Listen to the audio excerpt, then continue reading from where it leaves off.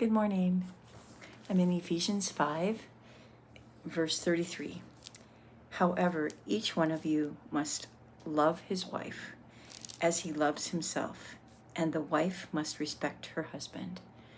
So, men, love your wives, cherish your wives as your own body, and wives, respect your husbands.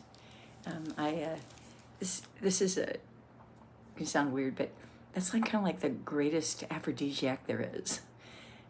If a wife just respects her husband and holds him in high regard and is in his corner, that is what he needs. He needs his wife to be in his corner and cheering him on.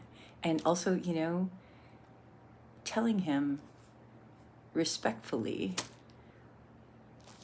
other points of view, but respectfully.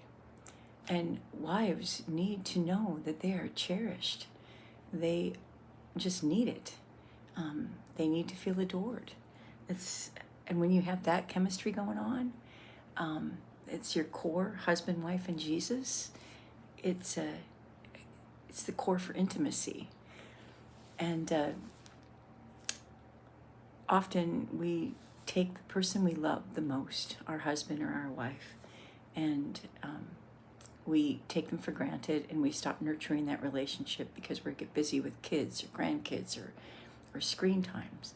I was teaching a lot of women's seminars at one point, and you wouldn't believe how many women would report that after the kids went to bed, instead of hanging out with their husbands, they'd go upstairs and be on Facebook, which I thought was just ridiculous. And of course, their marriages are suffering for it.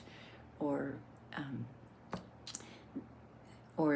one woman, she said her husband fell into depression, and that is real. That happens, right?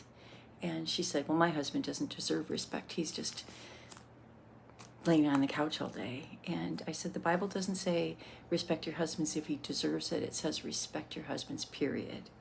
And so she said, all right, I'll try it. And she came back a month later, and she said, you know what, Kimberly?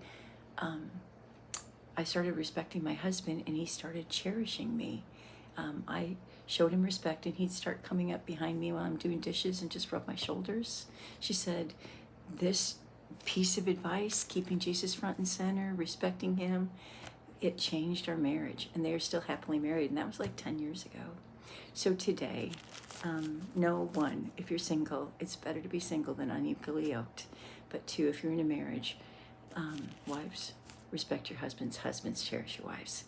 Be fit and be blessed.